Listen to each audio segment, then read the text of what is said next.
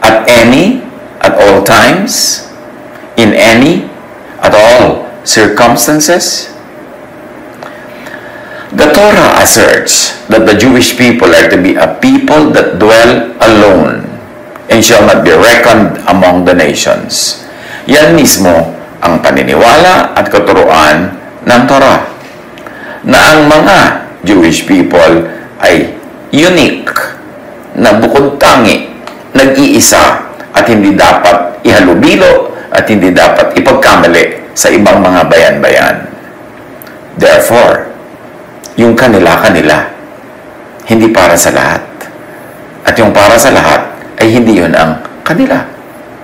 Though there are some elements in their law that are universal, share commonalities with most of the rest of the world, yung peculiar, distinctive laws nila ay para lang sa kanila at sa kanila lang ibinigay at inutos sa kanila lang.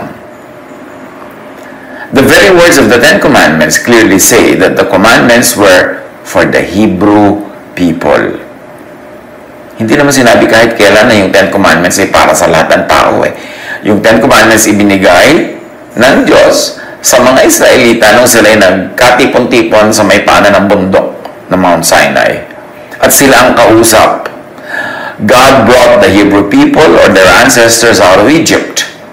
Exodus 20 verse 2, I am the Lord your God who brought you out of the land of Egypt, out of the house of slavery. So, yung bang mga ibinigay na mga utos sa kanila ay para sa lahat? Let's focus on one. Isang utos. How about the Jewish Sabbath?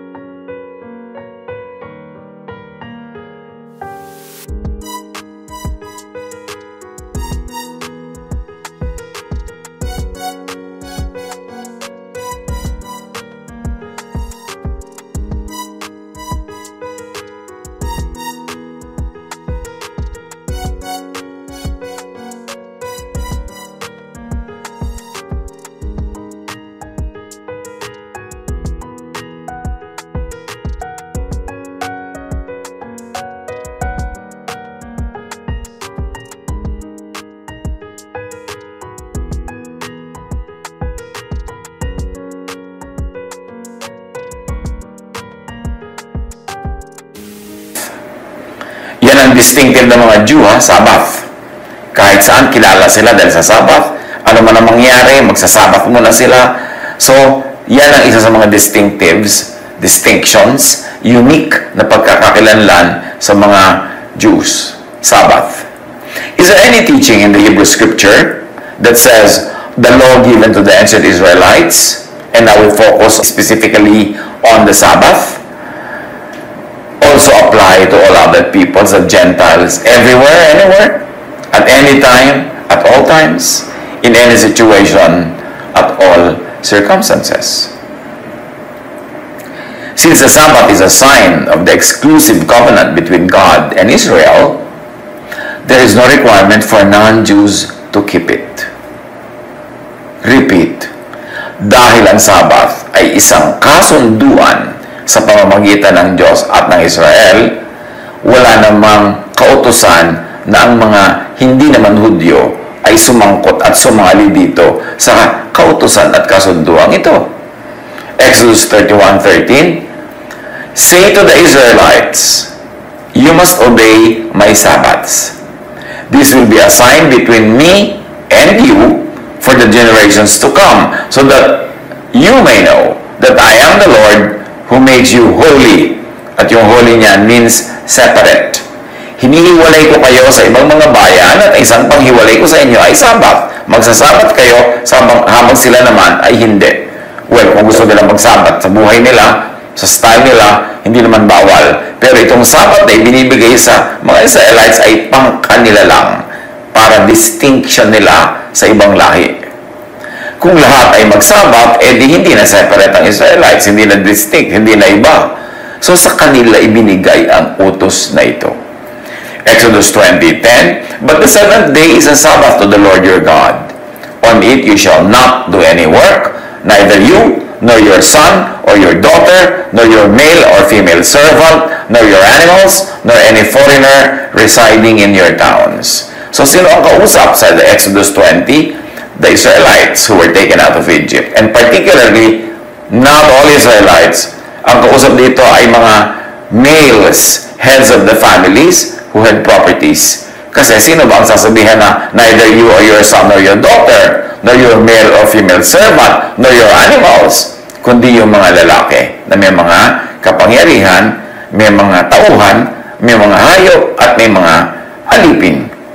If it was intended for all mankind, yung Sabbath na yan, then why specifically say any foreigner residing in your towns? In this case, the law is extended to non-Hebrews, to strangers, as a privilege, as protection from non-stop 7/7 work. Kasi ang mga tao nun walang pahinga, lalo yung mga katulong, mga alipin, kawawa, 7 days a week nagtatrabaho. So sinakop sila ng Sabbath para kamaitan sa kanila na sila ay mabigyan ng pahinga. Naging requirement sa mga amo na bigyan ng pahinga ang mga tauhan. Yung Sabbath ay para ipahinga, para sa ikabubuti. Pero hindi mandatory na mamamatay ka na, ayaw mo pang gumilos dahil Sabbath. Nagugutom ka na, hindi ka pa pwede magluto dahil Sabbath. You see, Sabbath was given to these slaves so that 7 days of work will be broken by at least 1 day of rest. So, yun ay para sa ikabubuti nila, hindi para sa ikaka-oppress pa nila. The Torah was given to the Kohanim, or the priests, and to the elders, so that they would teach it to the nation, not to the whole world, as Moses had instructed them to do. So, i-clarify natin, it's not bawal for non-Hebrews to observe the Sabbath if they like, pero hindi rin ito requirement. Yung may ibig, pwede mo mag-observe ng Sabbath for all its obvious benefits, especially rest. Pero hindi yung ikinapagod mo na ang pag-observe ng Sabbath kasi yung Sabbath ang naging amo, hindi na pahinga, naging Panginoon na. The rest benefit of the Sabbath is for mga sakop, like family, including employees and animals. Ang kausap na binigyan ng command ay employers, heads of the families, males who had properties. But do not be forced to observe or to enforce the Sabbath kahit may real and urgent need to work. Kahit disadvantageous and oppressive na to rest. Kasi naging gano'n na kalegalistic ang mga Israelites na ikabubuti mong may gawin, hindi, bawal may gawin kasi Sabbath. So, nakasama pa sa iyo yung Sabbath. Kaya itinuwid yan ni Jesus.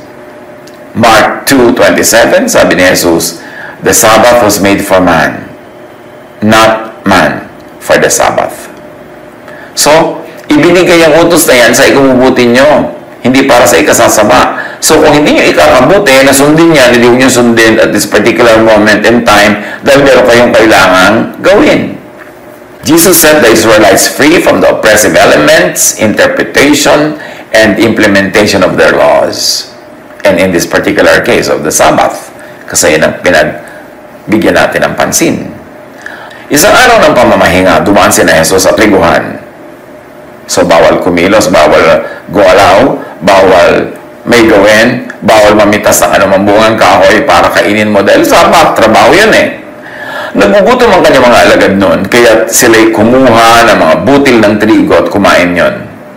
Nang makita ito ng mga Pariseo, sinabi nila sa kanya, "Tingnan mo ang ginagawa ng mga alagad. Mahigpit yung ipinagbabawal ng kautusan sa araw ng pamamahinga." Sumagot si Jesus, "Hindi ba ninyo nabasa ginawa ni David nang magutom siya at ang kanyang mga kasama? Pumasok siya sa bahay ng Diyos, kumain ng tinapay na handog at pinakain din niya ang kanyang mga kasama. Labag sa kautusan ang ginawa nila, sapagkat ang mga pari lamang ang may karapatang kumain yon. Pero hindi naman pinagalitan ng Diyos si David. At nakita nyo, inungkat pa siya ni Jesus bilang Exhibit A na pwedeng kumain pag Sabbath, pwedeng may gawin pag Sabbath, pwedeng i-break ang religious law kung ikabubuti ng tao yung kanyang gagawin. Katulad yan, pagkain ng mga tinapay na ipinagbabawal kainin ng iba, kundi para sa mga pari lamang. Yan ang ibig sabihin ng Jesusness. Yan ang ibig sabihin ng God's love. Nasabi naman ng John o 1 John ay hindi naman bagong utos. Dati na nalimutan lang kaya nire-revive yung love. Love above the legalism of the law. Matthew 12:12, sabi ni Jesus, tahasa itong pagbangga sa tradisyon, it is lawful to do good on the Sabbath. At kung i-extend natin, it is lawful to do good to oneself, to eat on the Sabbath. Jesus introduced ideas that were new, unprecedented in Judaism. Mark 2:27, he said to them, the Sabbath was made for man, not man for the Sabbath. Jesus came to set free from the law the people who were under the law. Meaning, Jesus came to set free from the law the Jews who were under the law. Kaya sinabi niya, Matthew 15:24, he answered, I was sent only to the lost sheep of Israel. Sino yung lost sheep? Sila yung lost sheep dahil sa law. Marami hindi makaunawa ng ibig sabihin ng sinabi ni Jesus sa iyo, I was sent only to the lost sheep of Israel. Parang kiniklaim na iba, special talaga mga Israelites, sila lang ang pinuntuan ni Jesus. Kasi si Jesus ay dumating para magpalaya mula sa kautusan. Sino ba ang mga alipin ng kautusan kundi yung mga Israelites? Kaya sabi ni Jesus, I was sent and I came only for the lost sheep of Israel because I came to set people free under the law. And the Israelites are the people who are under the law.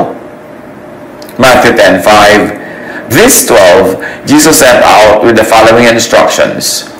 Do not go among the Gentiles or enter any town of the Samaritans. Bakit na naman? Ba't hindi sila pupunta sa mga Hentil at sa mga Samaritano? Kasi nga, Jesus came to set people free from the law. The people who were under the law, meaning the Jews. Kaya sila lang ang talagang pupuntahan. Kaya lang, soon, yung mga Christians place the Jewish law inside the church. Kaya nangangailangan na rin ang mga Christians ng salvation from the law. Kasi hindi naman sila dapat kasali sa law. Pinalaya na nga yung mga Israelites from the law. Nung naging Christian pa yung ibang Israelite, bumalik pa sa law. At yung mga hindi sila Israelite, kahit kailan, Gentile na naging Christians, nahawakan pa rin sila ng law. Kaya nung lumaon, puro law na uli ang Christian church. Nabura ang Jesusness, naging Pharisees ang uso. Sa Acts 15, 1-2, ito bagong-bago pa lang ang church, nagsisimula pa lang. Certain people came down from Judea to Antioch and were teaching the believers, unless you are circumcised according to the custom taught by Moses, you cannot be saved. This brought Paul and Barnabas into sharp dispute and debate with them. You see, may mga nagtuturo na nung pa, buhay na buhay pa yung mga apostles, buhay na buhay pa si Paul. May sumingit na agad sa kanyang mga naturuan, kailangan kayo magpatuli. Pag hindi kayo nagpatuli, hindi kayo maliligtas. Kailangan sundin nyo ang mga kautosan ni Moses. Hindi naman yun ang kautosan ni Jesus, di ba?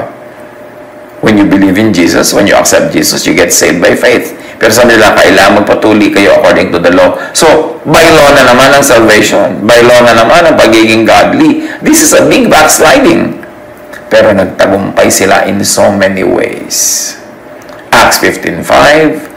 Then some of the believers who belonged to the party of the Pharisees stood up and said, the Gentiles must be circumcised and required to keep the law of Moses.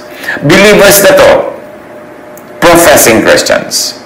Mga naniniwala na to kay Jesus, kasama na sila sa church. Bagamat hindi pa Christianity ang tawag noon, pero kasama na sila sa fellowship of believers. Pero they belong to the party of the Pharisees. Ang background nila, Pharisaic. Sabi nila, ang mga Gentile, hindi yan tuli. Kailangan tuliin pag naging Christian. Kailangan pasunurin sa law of Moses para makasunod kay Jesus. Noon pa lang, may mga nagpapasok na ulit sa very young church ng elements of the law, from which Jesus worked tirelessly and even sacrificed His life to set people free.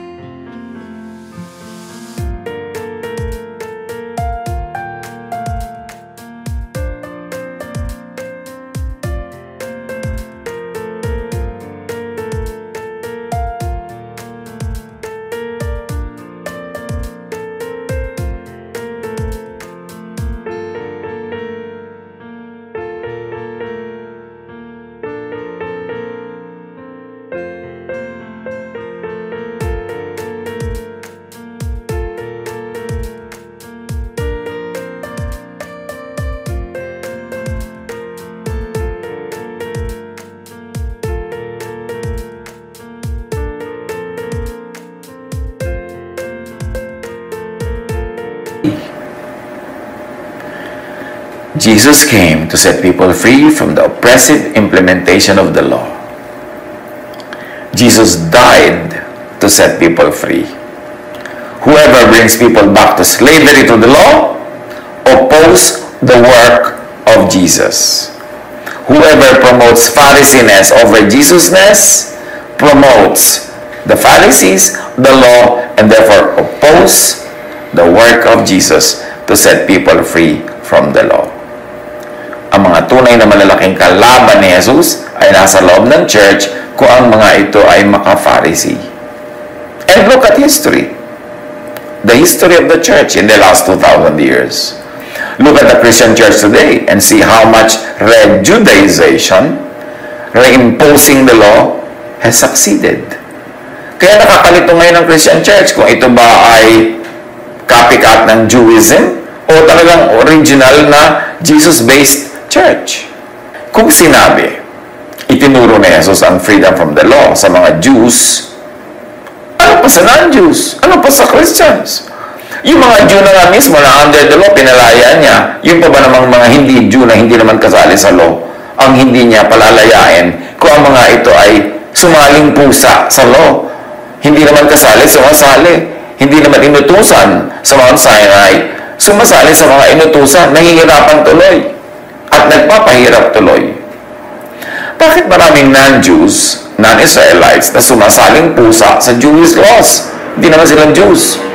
Dinadaig pa ang Jews sa pagpapahirap ng Jewish law kahit sa Christians.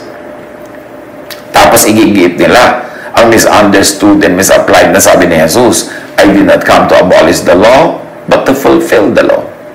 Na kung titingnan at face value, ay salungat sa mas maraming sinabi, itinuro at ginawa ni Jesus. Napakarami na tayong messages on the statement of Jesus. How it could be read in harmony with His large body of works and teachings. May message tayo ang pamagat. I remember, if I remember well, is I came to fulfill the law. But for now, hindi naman yan ang ating pinag-uusapan. Kung gusto nating marinig yung ating mensaheng, I came to fulfill the law, yun talaga bang ibig sabihin niya? That not one dot, not one iota will perish unless the law is fulfilled. Pakinggan nyo na lang. Mabuti na lang may technology, pwedeng i-review yung message nating I came to fulfill the law or fulfill the law. But for now, ang suriin natin ay ito, yung original question kanina pa. Ang Jewish scriptures ba, ang mga turo at kautosan dito, ay para sa lahat ng tao sa mundo? Effective for all? Effective for you? SKBDSEAPMD? Or slave ka ba dati sa Egypt at pinalaya mula doon? AIKB, Ancient Israelite ka ba? Kasali ka ba sa usapan sa paanan ng Bundok Sinai? Sa iyo ba ibinigay ang utos? Kung none of the above, effective ba ang laws na yan sa iyo? Dapat ka ba talagang mahirapan, magpahirap ng kapwa? Dapat ka ba talagang magkandarapa, gumapang sa pagsunod at pagpapasunod nito? O dapat mong ma-enjoy ang pahinga na ibinibigay ni Jesus? Sabi niya, I came that you might have rest. I came that you might have peace.